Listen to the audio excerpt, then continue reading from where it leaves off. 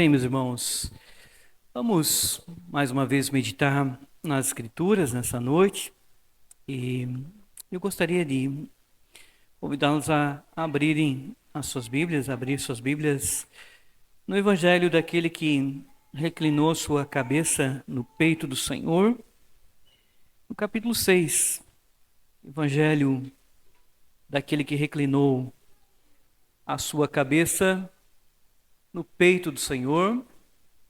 Capítulo 6. Capítulo 6, nós fizemos uma meditação, acho que 2 domingos atrás, ou um domingo atrás. Hoje nós vamos fazer mais algumas reflexões aqui nesse capítulo 6 do Evangelho de João. Gostaria que todos prestassem atenção nesse momento, todos nós fizéssemos o maior momento de atenção e procurar nos focarmos naquilo que nós temos que meditar aqui no texto do Evangelho de João. Vamos então, capítulo 6 de João, versículo 37 a 40. Eu sei que já falei aqui domingo retrasado, eu acho, pelo menos 1 ou 2 domingos atrás. Vamos então à leitura.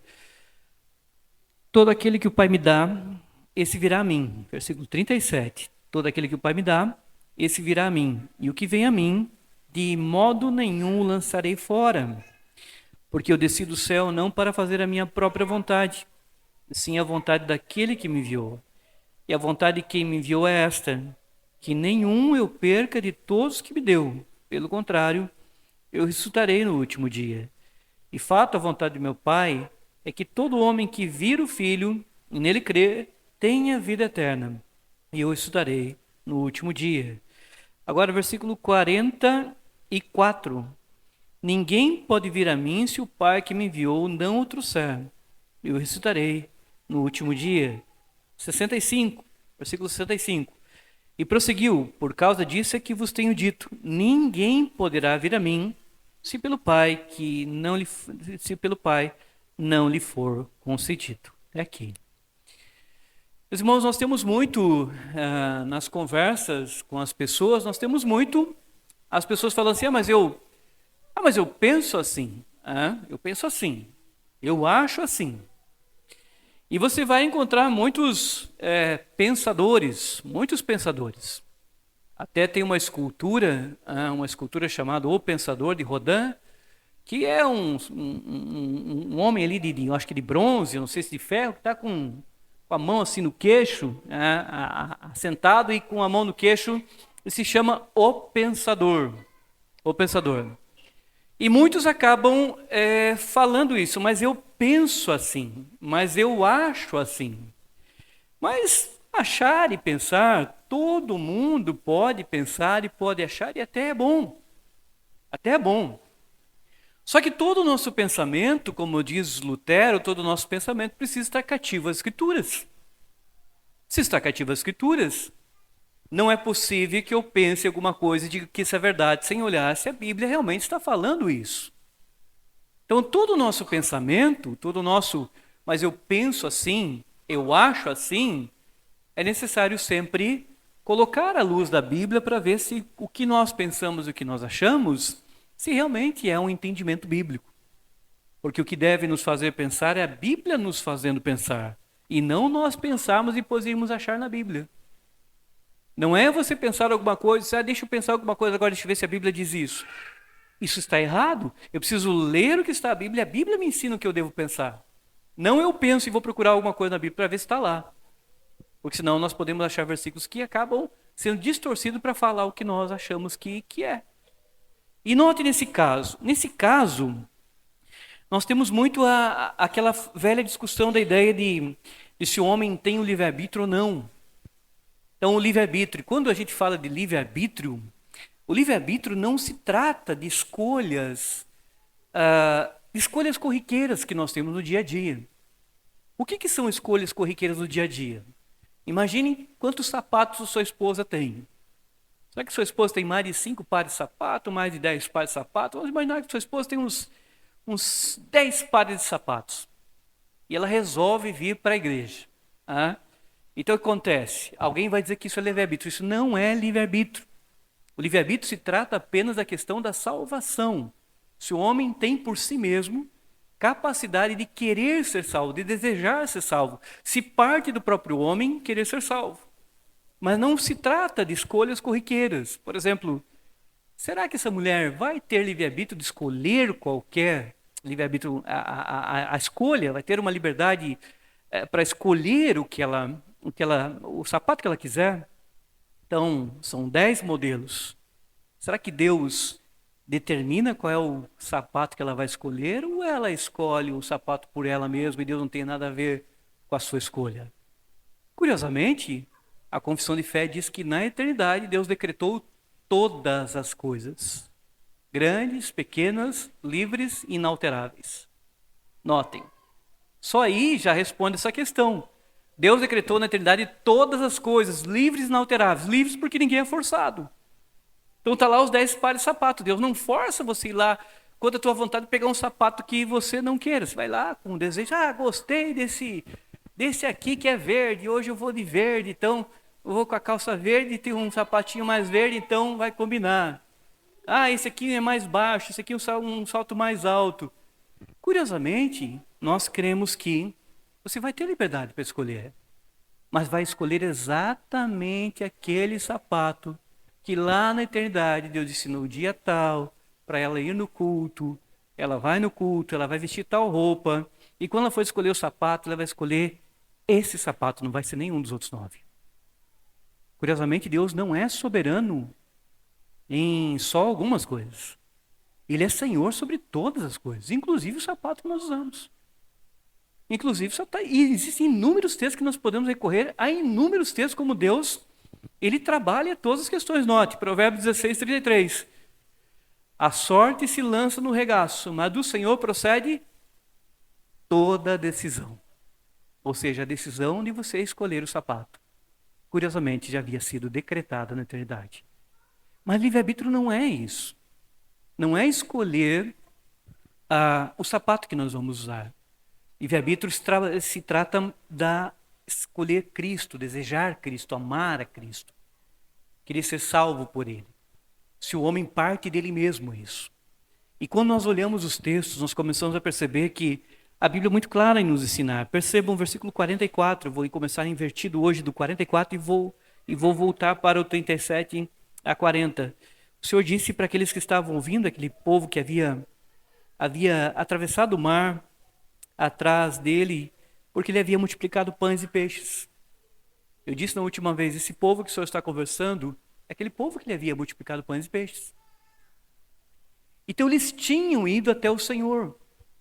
Eles tinham feito um grande esforço, porque quando eles descobriram que o Senhor não estava de um lado do mar, eles acabaram percebendo que o Senhor tinha atravessado, eles pegaram barquinhos e foram atrás do Senhor. Então eles procuraram o Senhor. Mas quando eles chegam lá, o Senhor começa a falar, começa a pregar para eles, e o Senhor diz para eles o seguinte, no versículo 44, ninguém pode vir a mim, se o Pai que me enviou não o trouxer, eu ressuscitarei no último dia. Note, ninguém pode vir a mim, se o Pai que me enviou não o trouxer. Ninguém. Ou seja, note, o Senhor, ou nós temos que assumir algumas verdades bíblicas aqui, ou nós temos o Senhor aqui como um grande mentiroso, porque ele está mentindo, o Senhor Jesus está mentindo, porque ele está dizendo, ninguém pode vir a mim se o Pai que me enviou não trouxer. Ou seja, o Senhor tira qualquer ideia de uma capacidade humana. O Senhor tira qualquer ideia de que ir até Ele espiritualmente, para desejar a salvação, desejar querer ser salvo, parta do homem. Porque o Senhor diz, ninguém pode vir a mim se o Pai que me enviou não o trouxer. Por que ninguém pode ir? Qual é a resposta? Por que nenhum homem pode ir até o Senhor? Por quê? E note, há homens que nós entendemos no mundo que são homens bons, homens mais ou menos, homens terríveis, homens profundamente terríveis. O mundo é assim, nós classificamos esse jeito, fulano é gente boa. Por que o gente boa não pode ir até Cristo por ele mesmo? E por que o homem mais lançado ao profundo pecado, terrível, que lá é um criminoso, que ele é um assassino, por que ele também não pode ir a Cristo por ele mesmo? Porque o Senhor aqui, perceba, ele não classificou, ele não disse assim, ninguém dos que estão profundamente no pecado, Ou ninguém dos que são bons e os legais. O Senhor disse, ninguém pode vir a mim se o Pai que me enviou não o trouxer. E eu ressuscitarei no último dia. Então o Senhor está mostrando claramente que não tem nenhum homem que possa ir até Ele. Então por que isso? A resposta bíblica está em vários textos bíblicos. Em vários textos. São inúmeros textos mostrando qual é a natureza do homem depois do pecado. E a natureza do homem depois do pecado é estar morto espiritualmente. Então o homem se tornou morto. Eu citei na última vez Efésios 2:1. Ele vos deu vida estando vós mortos nos vossos delitos e pecados. A melhor ilustração é esta. Você pode escolher o maior cemitério da América Latina ou do mundo. Eu não sei qual é o maior cemitério do mundo. Mas é como se você fosse, não tivesse nenhum vivo lá dentro do cemitério. E você fosse no muro do cemitério, e você pegasse e dissesse assim, ei fulano, ei, todos vocês que estão aí, todos vocês, venham aqui porque eu quero dar como prêmio aqui $1 bilhão. Quem aí se levantar e vir até aqui, vai ganhar $1 bilhão. E você oferecer um prêmio ali do lado de fora do muro do cemitério, e oferecer um prêmio para aqueles que estão ali todos mortos. E você pode passar 1 dia, 2 dias, 1 mês, 2 meses, 10 anos, 1000 anos oferecendo o prêmio. E sabe o que vai acontecer? Nenhum responderá. Nenhum nem sequer levantará a mão assim para dizer, olha, eu aqui, porque todos estão mortos. Biblicamente, essa é a ênfase bíblica. A partir do momento que o homem pecou, o homem se tornou morto espiritual.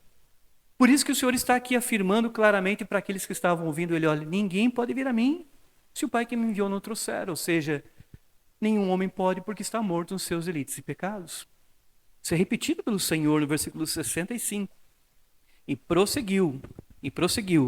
Por causa disto é que vos tenho dito, ninguém poderá vir a mim se pelo Pai não lhe for concedido. A ninguém. Então, essa é a razão pelo que os homens não vão.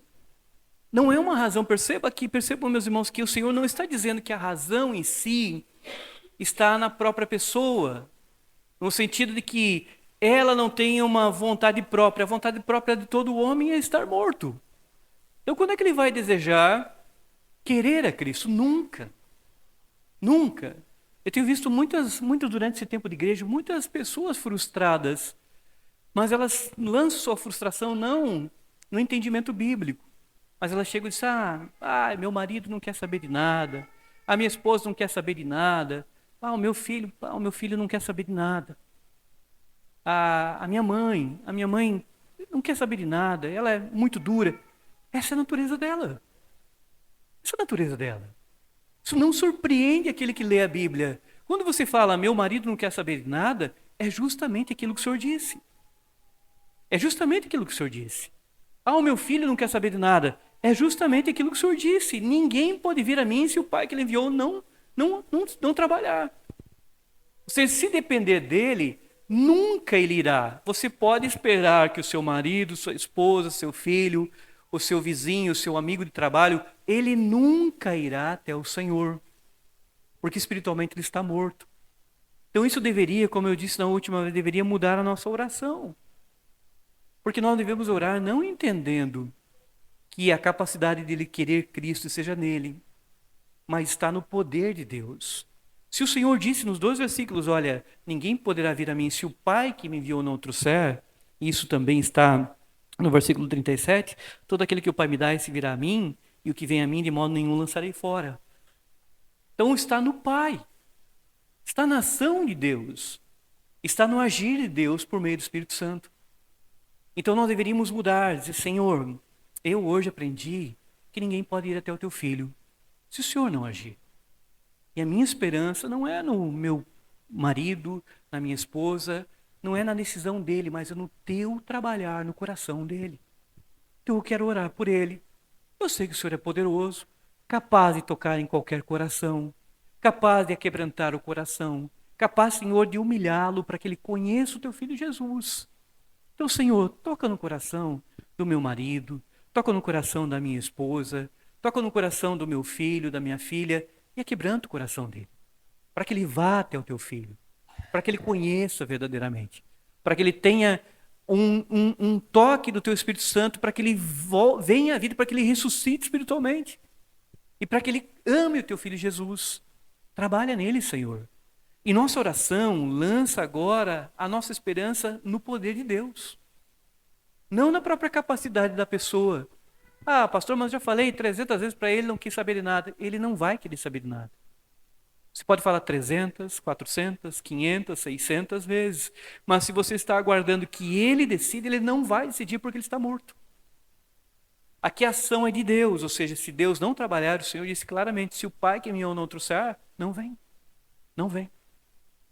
O Senhor disse, olha, ninguém poderá vir a mim se o Pai que me enviou não o trouxer, versículo 44.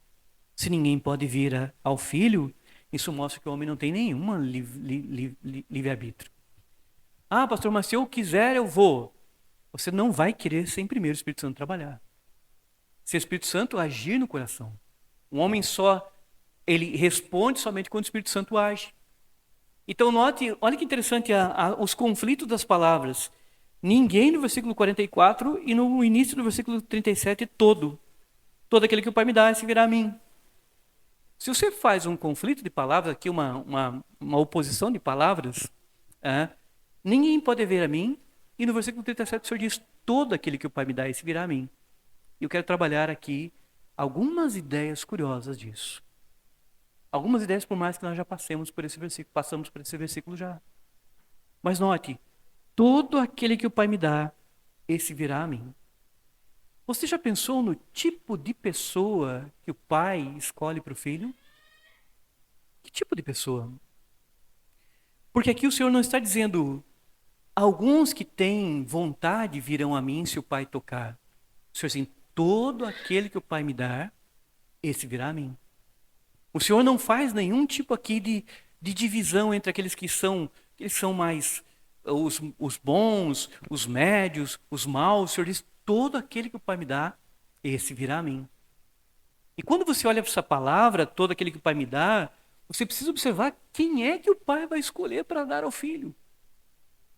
Eu fiquei imaginando uma ilustração durante a semana, uma ilustração curiosa.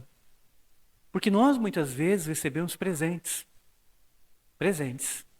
Nós recebemos presente de aniversário, nós recebemos presente de amigo secreto, nós recebemos presentes num chá, nós recebemos presentes, vários presentes.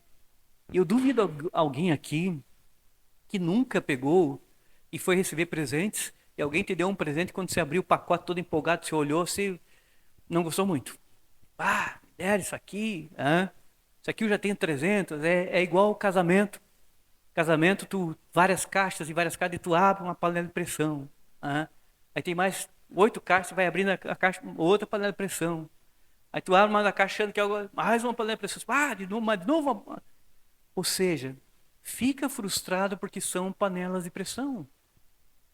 Fica frustrado porque recebeu um presente que talvez você saiba assim, abriu a caixa, tem uns panos de prato. Pano de prato que 4 por 10. E você sabe que esse paninho de prato 4 por 10. Pá, mas me deu uns panos de prato que vale 10 pila 4. E a gente fica frustrado, às vezes, com alguma coisa.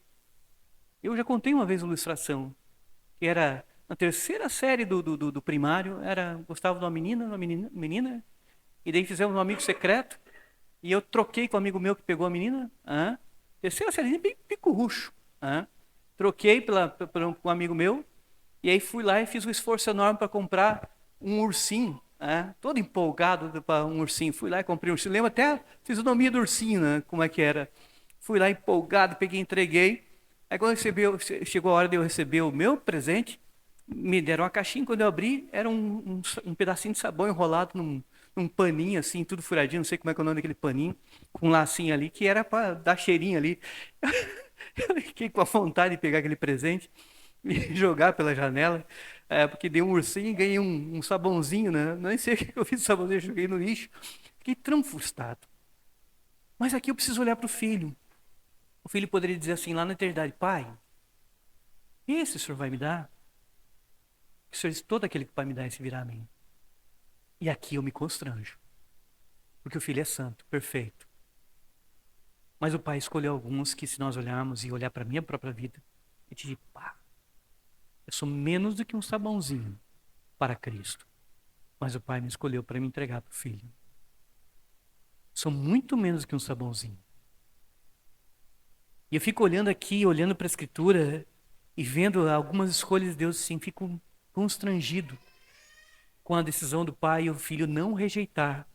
Porque o Filho diz assim, todo aquele que o Pai me dá, esse virá a mim, e o que vem a mim, de maneira nenhuma lançarei mão fora. O Filho não diz assim, Pai, esse não. Ah, Pai, esse aqui, esse tu está trazendo a mim. Poderia ter trazido outro, Pai.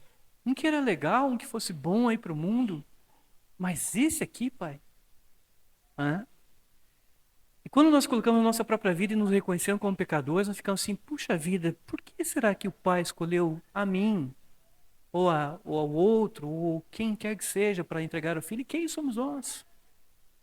Quem somos nós para o Pai entregar ao Filho? E note que aqui diz, todo aquele que o Pai me dá, esse virá. Não há uma capacidade do homem resistir. Quando o Pai escolheu, irá. Uma das expressões mais fortes bíblicas aqui é o apóstolo Paulo. Eu já comentei em alguns sermões, o apóstolo Paulo é a expressão mais perfeita disso, que não tem como, quando o braço do Senhor se estende, se resistir. Porque o Paulo, quando nós encontramos a conversão dele, está perseguindo os cristãos. Ele quer é matar, e ele mata. E como eu disse aqui, ele não fez isso só em Damasco. Ele diz no capítulo 22 e 26 de Atos, que ele fazia isso constantemente. Que ele ia de cidade em cidade prendendo cristãos, arrastando e dando voto para serem mortos. Paulo não diz que foi a única vez. Capítulo 22 e 26 de Atos diz que ele fazia isso constantemente. Mas note agora, ele matando, perseguindo cristãos, tentando, como diz ele, exterminar todos que são no caminho. Ele fala, eu achava que eu tinha que exterminar todos que eram do caminho. E caminho está com letra maiúscula, ou seja, ele queria exterminar todos os cristãos que ele pudesse, para que acabasse aquilo que ele chamava de seita. E agora o que acontece? Mas João havia ensinado no seu evangelho, todo aquele que o Pai me dá, esse virá a mim. E o Senhor então estendeu a sua mão para Paulo e disse, esse eu quero. Esse eu quero. E notem, quando o Senhor resolve estender a sua mão, não interessa quem seja a pessoa, não interessa a profundidade que ela está, na sua profundeza de pecado. Se o Pai resolveu dar ao Filho, o Pai vai fazer com que essa pessoa seja levada a conhecer ao Senhor Jesus Cristo com toda a verdade. Vai quebrantar o coração dela, vai trabalhar na vida dela, para que ela realmente conheça o Filho e tenha uma mudança de vida, tenha uma nova vida, seja tocada pelo Espírito Santo verdadeiramente. Não há quem resista. Quando eu olho Paulo sendo perseguidor, e diz que ele estava lá com os olhos, e a Bíblia expressa que ele estava assim, com um olhar fulminante, com um ódio terrível no coração. E o Senhor resolveu dizer que ele era do Senhor. E o Pai então escolheu, e o Senhor manifesta para ele no caminho. O que acontece com Paulo? Paulo resiste? Paulo poderia resistir. Paulo poderia falar assim, não, mas eu não. Ele fala numa das cartas que ele é fariseu dos fariseus. Ele poderia dizer naquele momento no caminho e falar assim, olha, eu não. Eu sou fariseu dos fariseus. Eu persigo. O meu trabalho é exterminar essa seita. Agora tu me aparece aqui para que eu queira te aceitar? E Jesus ainda se declarou, como eu falo. O Senhor disse, olha, Paulo pergunta, Saulo, Saulo, por que me persegues? E o Paulo poderia responder o seguinte, olha, eu persigo porque tu não vale nada. E tu ensinou tudo errado. E o que é certo é o judaísmo. E eu não aceito isso e vou exterminar e saia daqui. Não há nenhuma frase nesse sentido. Quando o Senhor se manifestou para ele, a gloriosa presença do Senhor e a atração do Senhor para com ele, não houve resistência. Paulo diz, Senhor, por que, quem és tu, Senhor?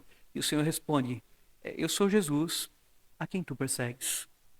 E notem, logo após o Senhor disse, olha, você vai entrar na cidade, vai entrar guiado pela mão, vai entrar na cidade, e na cidade vão te dizer o que você deve fazer. O Senhor já começa a dar ordens para ele. Soberanamente começa a mostrar quem é o Senhor. Quando o Senhor diz assim, tu vai entrar na cidade e vão te dar ordens do que você deve fazer, é uma demonstração de quem passa a ser Senhor. Quem passa a ser Senhor, o Senhor sempre foi Senhor, mas naquele momento é Senhor da vida deles. E Saulo, é o seguinte, Agora tu vai entrar cego, tu vai ser guiado pela mão, você vai chegar na cidade guiado pela mão. Em vez de ele chegar ali em Damasco perseguindo e matando e arrastando, ele chega não vendo nada. Vendo nada. E o Senhor diz, lá vão te dizer o que você deve fazer. Aí o Saulo fica na casa de Judas, aí o Senhor manifesta para Ananias, Ananias, vai lá na casa de Judas. E Ananias diz, Senhor, não vou lá. E tantos têm ouvido desse homem que veio para cá para perseguir, para matar. Eu tenho ouvido tanto que ele tem feito por onde ele vai. E o Senhor diz, vai, porque ele é um vaso escolhido por mim. Ele foi escolhido por mim. Vai lá, porque ele é um vaso escolhido por mim para testemunhar o meu nome. Ou seja, não houve resistência. Ou seja, todo aquele que o Pai me dá e se virá a mim, não é só para Paulo. É para os homens mais duros. É para os homens mais profundamente lançados ao pecado. Quando o Pai resolve agir, não há quem possa resistir à ação de Deus. Você pode ver aqui, notem, no Velho Testamento há um reino que se levanta, o reino de Nabucodonosor. Nabucodonosor, o reino babilônico, se levantou, durou 70 anos. E Nabucodonosor, os babilônicos, tiveram uma força tremenda no mundo. Tremenda no mundo. E no capítulo 4 e 5, capítulo 4, na verdade, de Daniel, o Nabucodonosor tem um sonho. E o Nabucodonosor sonha com uma árvore muito alta, mas muito alta mesmo, uma árvore grande, uma árvore forte, uma árvore cheia de galhos, uma árvore alta. E os animais vêm, as aves pousam, os animais vêm debaixo da árvore. E ele vê, mas daqui a pouco ele vê um vigilante que vem com um machado, alguém que vem com um machado no sonho dele e bate na árvore embaixo e pega e arrebenta a árvore. E a árvore então cai. E Nabucodonosor ficou incomodado. E daí a pouco mandou chamar Daniel para que Daniel fizesse a interpretação do que seria aquilo. E o Daniel pegou e chegou ali, ele contou, disse, olha, eu tive um sonho assim com uma árvore. E daí a pouco a árvore ficava tão alta, tão poderosa e assim tão... O que é isso? O que é isso? O Daniel disse, não, deixa eu te explicar o que é a árvore. A árvore é você. A árvore é você, o teu reino. A árvore grande, alta, que animais vêm embaixo e ficam em cima, é você, o teu reino. Como ele ficou alto, como ele ficou poderoso, como as nações se submetem a ele, é você. Mas é o seguinte, alguém vai te derribar, alguém vai passar o machado e você vai ver o que vai acontecer. Porque o vigilante que bate na árvore cai, você vai ver o que vai acontecer. O texto diz o seguinte, na passagem do capítulo 4, passou um ano, o Nabucodonosor saiu, foi no seu jardim, até alguns acham que eram os chamados jardins suspensos da Babilônia, que é a única maravilha do mundo que não, das 7 maravilhas que a gente não sabe se realmente existiu, mas alguns acham que existiu. E vamos imaginar que o Nabucodonosor saiu no jardim suspenso, que diz que era uma coisa maravilhosa, e saiu lá e disse, olha os reinos que eu conquistei, olhe as coisas que eu fiz, as coisas que eu fiz, as coisas que isso, e colocou o eu. Na hora o texto diz que Deus pegou e disse, é hora de derribar essa soberba desse camarada. E aquele homem então é atacado por uma loucura.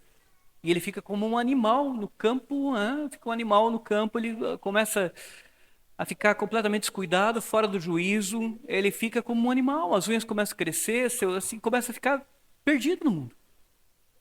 Começa a ficar fora de si. Aquilo é uma demonstração de que existe um Deus que, se ele quiser, ele aquebranta qualquer coração e humilha qualquer homem. E ele arrebata qualquer homem quando ele age. Todo aquele que o Pai me der, esse virá a mim. Ou seja, não há um homem mais forte que Deus não possa quebrantar. Nabucodonosor é o exemplo de que Deus não é mais fraco do que o homem. E quando ele age, ele é poderoso para atrair o homem e atrair o homem para o filho. E mesmo assim, os homens continuam, mas eu não penso assim, eu acho assim. Você pode pensar e pode achar. Mas você deveria ler a carta de Nabucodonosor. Porque depois Nabucodonosor diz assim, olha, eu entendi. Ele fala assim, eu entendi, agora eu louvo e eu exalço aquele que está no céu. E ele escreve na carta dele, está lá em Daniel, a pequena carta dele. E todos os moradores da terra são por ele reputados em nada. Ou seja, o que Nabucodonosor escreveu depois que ele entendeu nós aqui, somos menos que uma poeirinha daquelas que voam. Quando o carro passa e levanta aquela poeira, há partículas minúsculas. O Nabucodonosor disse, olha, nós não somos nenhuma poeirinha perto do poder desse Deus. Olha o que ele fez comigo. E ele dizia, eu só voltei a ter sabedoria e voltei a ter entendimento quando eu entendi que quem manda é ele. E Nabucodonosor, um homem poderoso. Então, como nós podemos achar que o homem possa resistir à ação de Deus? Todo aquele que o Pai me dá, esse virá a mim. E o que vem a mim, de nenhum modo lançarei mão fora. Mas, como eu disse, é o homem mais endurecido. É o homem mais lançado ao pecado. É aquele homem que também se acha bom. Quando Deus atrai, ele vai ao Filho. Mas, como eu disse, todo aquele que o Pai me dá, esse virá a mim. De modo nenhum lançarei fora. Eu fico impressionado com a capacidade do Senhor de escolher aqueles que vão a Ele. Porque Ele não escolhe. Se o Pai enviou, Ele vai receber. Como eu disse, o Senhor poderia escolher como nós escolhemos. Seja sincero, de todos os presentes que você ganhou, você nunca recebeu um presente e deu para outra pessoa? Seja bem sincero, você nunca pegou um presente que você recebeu e disse, pá, não gostei, vou... Aí discretamente você vai e pega assim, fulano, você quer um negócio aqui? Quer essa camiseta que eu ganhei aqui? É amarelo, não gosta de amarelo? Tem essa estampa aqui, não gosta dessa estampa? Pega aí, fulano.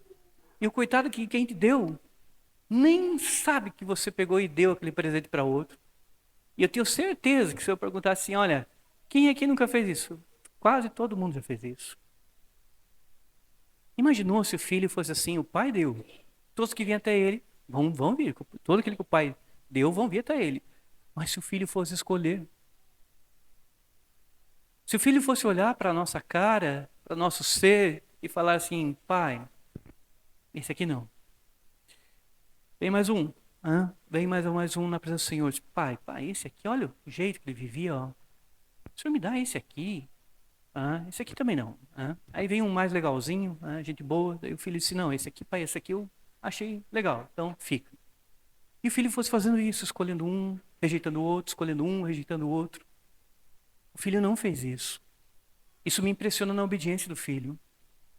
Na obediência do filho de não rejeitar aqueles a quem o pai enviou até ele. E se nós olharmos para a nossa própria vida, e aqui eu vejo que aqueles que tiveram uma vida pecaminosa, lançada ao pecado, porque alguns tiveram uma criação muitas vezes dentro de um lar evangélico, muitas vezes mais contido do pecado. Deus guardou essas pessoas para que não se lançassem ao pecado. É a graça de Deus também. Mas alguns que estão participando da igreja se lançaram ao pecado. Se lançaram profundamente ao pecado. E o Senhor foi resgatá-los lá de uma vida completamente pecaminosa para atraí-los ao Filho.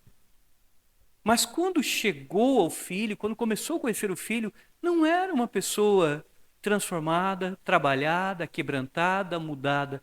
Era terrível. E o filho poderia pegar e dizer assim, pai, esse aqui não dá, pai.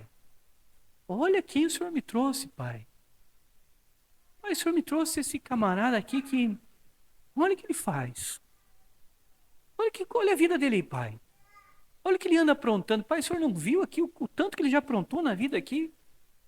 O tanto que ele já fez na vida? O Senhor não viu isso aqui, pai? E o pai disse, pá, filho, eu não vi.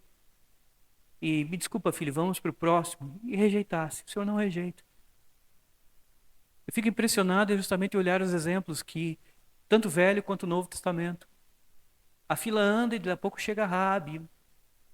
Todo aquele que o pai me dá, esse virá a mim, o que vem a mim, de maneira nenhuma lançarei fora. E o filho poderia dizer, essa não, pai. Essa não vou morrer por ela. Prostituta, essa não, pai. Essa foi um grande erro do Senhor ter escolhido para que eu o salve. Se deitou com quantos homens, pai? O senhor sabe? Pai, sei, eu sou onisciente. Filho, eu entreguei ela para você. Mas o pai entregou para o filho para que o filho justamente na cruz derramasse seu sangue e perdoasse completamente todo o pecado de quem o pai quis dar ao filho. Quando o Senhor está ensinando para aquela multidão e que todo aquele que o pai me dá, esse virá a mim, é ir a ele para ele lavar, para ele perdoar, mesmo que esteja profundamente lançado ao pecado. É a Raabe no Velho Testamento, é o Paulo no Novo Testamento. Prostitutas que se aproximam do Senhor, mas se aproximam arrependidas, arrependidas. Homens hoje que você chega e começa a falar do evangelho, que são homens que estão lançados ao pecado, estão entregues ao pecado. Homens que hoje você acha que são homens bons, mas também precisam de Cristo. Não interessa, precisa apresentar. E o Filho vai perdoar de todo o pecado. Eu, quando olho esse versículo assim propriamente, eu fico constrangido pela minha própria vida. Porque quando eu olho, eu acho que todo ser humano, quando ele é sincero, quando ele olha para trás na sua vida, ele não se acha bom. Não se acha bom. É nós que nos enganamos muitas vezes, porque muitas vezes nós temos uma falsa ilusão que nós somos bons, porque as pessoas começam a dizer que nós somos bons. Nossa, você é um cara de gente boa. Nossa, tu é tão legal. Cara, não conheço alguém melhor do que você para cuidar da família. E nós começamos a estufar o peito e achar que nós somos bons. Mas só que aquela pessoa está vendo tão pouco de nós. Tão pouco de nós. Ela não enxerga as profundezas do nosso ser. Ela não enxerga os nossos pecados. Ela não enxerga o que nós fazemos, o que nós pensamos, não enxerga o que nosso passado. É diferente aqui porque quem vem a mim, o Pai, todo aquele que me der e se virá a mim, o Filho é onisciente. E o Filho poderia voltar uma retrospectiva e falar assim, olha, você não vai dar. Eu vou pegar aqui só 5 pecados que nunca as pessoas souberam que você fez. Mas você fez e ficou oculto. Então eu vou lembrar você desses 5 pecados que você fez. Lembra, ano tal, tu fez isso, assim, assim, assim? E ninguém ainda sabe? Tu sabe desses pecados aqui que tu faz escondido e ninguém o sabe? Esse eu não vou querer, Pai, porque eu sei o que ele fez. Eu sei o que ele fez, Pai. E eu vou falar para o Senhor, Pai. E o filho poderia fazer isso, mas não faz. Porque com a obediência do Pai, ele veio para perdoar, para lavar as vestes de todo aquele que se achega a ele. As vestes sujas, imundas, sem rejeição. Se realmente o Pai tocou, trouxe arrependido, ele vai fazer isso. Então, todo aquele que o Pai der vai ao Filho. Porque eu desci do céu não para fazer a minha vontade, e sim a vontade daquele que me enviou. A vontade que me enviou é esta, que nenhum perca de todos que me deu. Pelo contrário, estarei no último dia. Nós estamos caminhando aqui para finalizar, mas notem, não somente não rejeitar aquele que vai até ele, mas há uma coisa curiosa de que vai até ele, ele se ele eu não lanço mais mão fora. Aqui, como eu disse nas outras pregações, é o que nós chamamos de perseverança dos santos. Porque note, todo aquele que o Pai me dá, esse vem a mim. E o que vem a mim, de maneira nenhuma lançarei mão fora. Ou seja, o Senhor está prometendo aqui que quem verdadeiramente vai até ele, porque o Pai tocou, o Filho diz, eu não lanço mão fora. Eu não lanço mão fora. Ou seja, nós cremos como doutrina, nós não cremos que uma pessoa se converta e desconverta, se converta e desconverta, se converta e desconverta. Não existe isso. Quando o Senhor toca uma vez só para que a pessoa vá ao Filho, o Filho diz, eu não lanço mais mão fora. Percebam, eles que ele segura. Aqui não está na pessoa resistir e ficar firme, está no Senhor segurá-la até o fim. Mas aqui é outra coisa curiosa. Todo aquele que vier a mim, de maneira nenhuma lançarei mão fora. E eu pergunto aqui, todos nós, depois que conhecemos a Cristo, imagine se você conheceu a Cristo, a conversão, a tua salvação, se ela aconteceu há 10 anos atrás, você nunca mais pecou? Você nunca mais pecou desde o dia que se converteu? Se eu perguntar assim, você por acaso pecou há um mês atrás? Você pecou? Assim, se a gente fosse tratar hoje dos pecados assim, qual foi o teu pecado? Gostaria de pegar o microfone e vir contar? Irmãos, tenho os pecados para contar. Entregasse aqui, nós contaríamos nossos pecados? Eu entregasse, ó, venha falar, tá livre aqui, venha falar do seu pecado. Não falar do outro, falar do seu próprio. Venha cá falar do seu. Venha falar do seu, venha aqui falar do seu, dos seus pecados. Não apontar o dedo para o outro, venha falar do seu. E o curioso é que todos nós vamos reconhecer que nós somos pecadores mesmo depois da conversão. Mas o mais impressionante é que o Filho, Ele não lança a mão fora mesmo depois de a pessoa vir até ele perdoá-la, mas ele sabe que a pessoa não vai se tornar uma perfeitinha durante a vida. E mesmo assim muitas vezes nós vamos ofender o Senhor, pecar contra o Senhor. Mas o Filho não faz como nós fazemos, percebam. O que nós fazemos?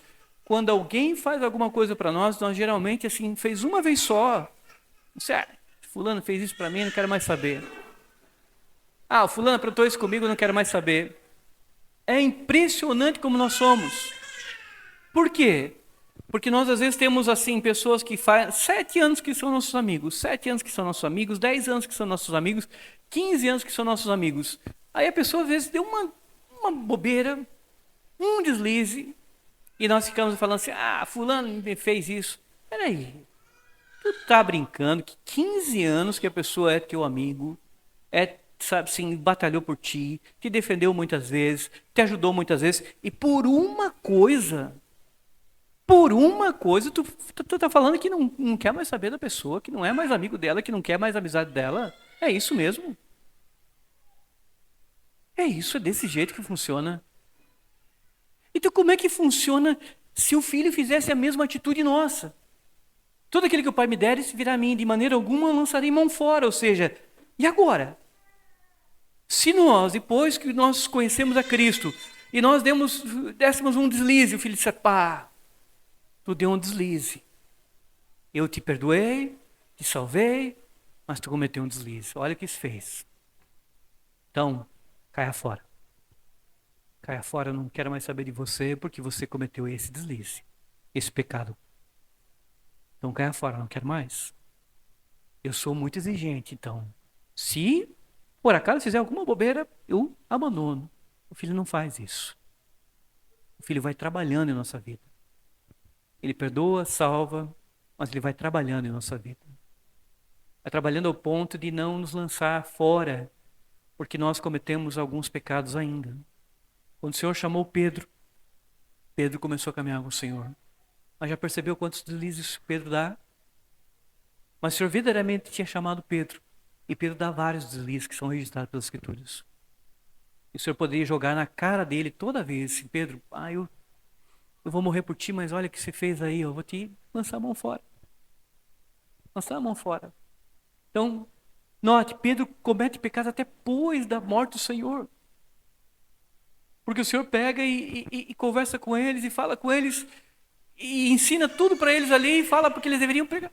Quando no Evangelho de João, depois o que Pedro está fazendo? Pedro, quando aparece novamente no Evangelho de João, está pescando, voltou à vida normal. Está lá pescando, o Senhor aparece lá na beira do mar e ele e João estão pescando, eles não estão interessados em evangelizar ninguém, pregar para ninguém. Eles estão pescando, o Senhor precisa esperá-los na beira da praia, eles vêm, o Senhor está ali. Eles tinham voltado à vida normal. Paulo, na carta aos Gálatas, o que Paulo fala?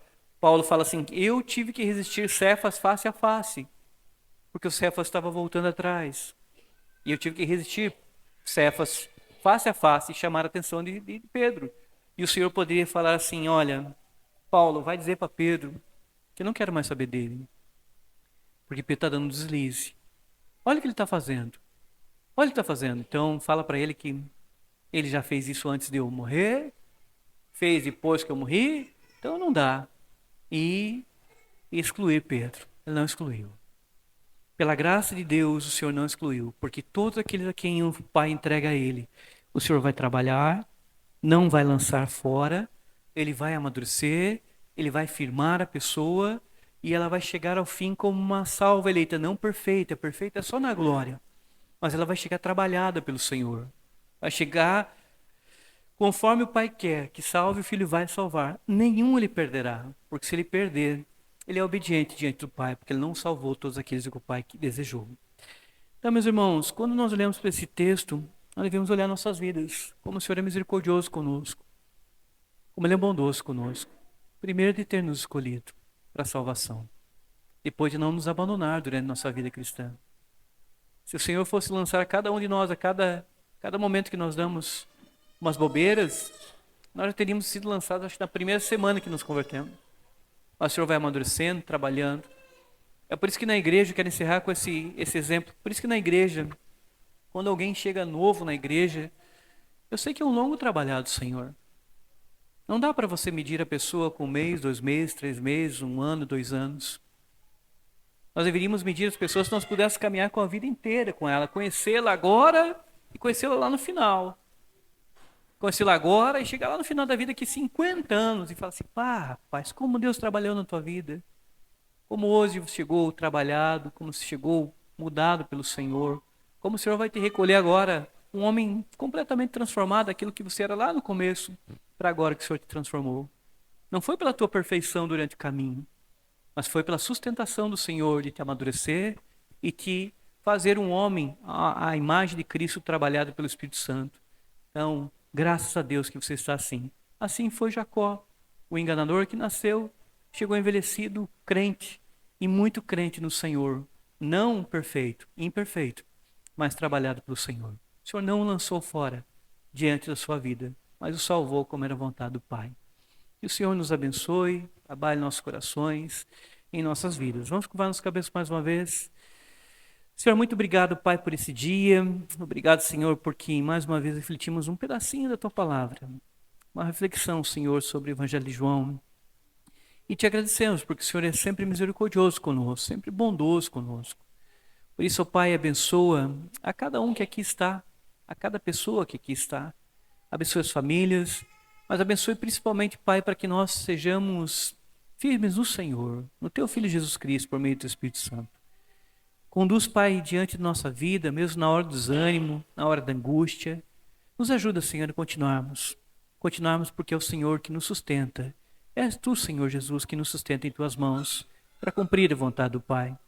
E principalmente abençoa, Pai, que nossa igreja possa crescer, que ela possa se desenvolver, mas principalmente que ela possa se desenvolver com homens e mulheres transformados dia a dia pelo Teu Santo Espírito. Transformados por ouvirem a Tua palavra, Senhor, a pregação da Tua palavra. Que o Teu Espírito Santo esteja trabalhando nos corações, nas mentes, para que haja transformação de vida. Não apenas aprendizado teórico, intelectual, mas o aprendizado, Senhor, também prático, de transformar aquilo que ouvimos em prática, Pai. Abençoa o nosso povo, abençoa a nossa igreja, Senhor. Abençoa o trabalho com as crianças, mais uma vez oramos, te pedimos que o Senhor abençoe, assim como todos os trabalhos feitos, Senhor. Abençoa aqueles que não puderam vir hoje, que o Senhor conhece a cada um. E nós te pedimos, Senhor, tudo isso em nome do Teu Filho Jesus. Amém.